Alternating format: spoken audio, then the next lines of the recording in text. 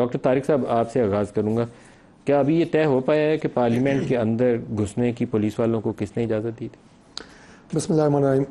ملک صاحب گزارش یہ ہے کہ کل جو انسیڈنس ہوا اس حوالے سے آج جو پارلیمان میں گفتگو ہوئی، آپ یہ دیکھیں کہ جو ٹریجری بینچز ہیں حکومت کے جو ہمارے سینئر ترین ممبران ہیں، خواجہ آصف صاحب ہیں، اور اس کے علاوہ جن سینئرز نے بات کی، آج ساگڈار صاحب تشریف فرما تھے، بلاول صاحب تھے، کسی نے بھی کل کے اس عمل کو سراہا نہیں ہے کہ یہ بہت کوئی اچھا عمل ہو گیا. خواجہ صاحب کی پہلی تقریر درست نہیں تھی، وہ تو جسٹیفائی کر رہے تھے کہ آپ نے جو کچھ کیا ہے 9 مئی کو، اس کے بعد آپ کے ساتھ یہ کچھ ہونا چاہیے. جسٹیفائی نہیں کر رہے رانا تھے، تنویر صاحب جسٹیفائی کر رہے تھے، مجھے ان کی بتا تقریر رہے درست نہیں تھے. لگی. کل مجھ سے بھی یہ سوال ہوا ایک پروگرام میں، تو میں نے یہ کہا کہ یہ ایک رد عمل تھا. یہ ایک رد عمل تھا. پارلیمنٹیرین کو رد عمل بھی ناپ توڑ کے دینا. پارلیمنٹیرین نے نہیں دیا رد عمل، اداروں نے دیا. کن اداروں؟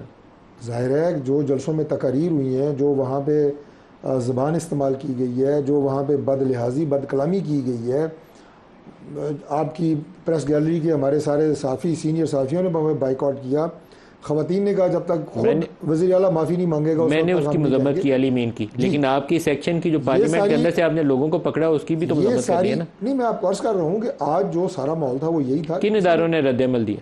پولیس نے، جن کا کام ہے یہ ساری ایف آئی آرز پولیس نے. پولیس خود سے جا کے پکڑتی؟ نہیں، پولیس کا دل آتا ہے اچانک جا کے پکڑ لیتی پارلیمنٹ کے اندر سے. نہیں دیکھیں، پولیس نے ظاہر ہے اپنا کام کرنا تھا.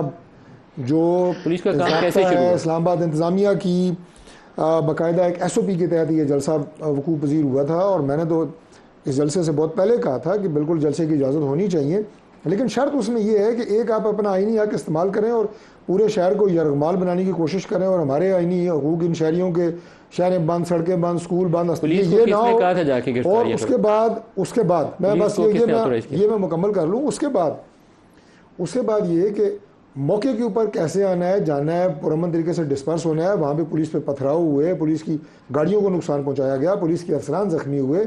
یہ ساری چیزیں جب موقع پہ ہوئیں تو لازمی بات ہے پولیس نے پھر اس پہ پرچے دیے، ایف آئی آرز ہوئی.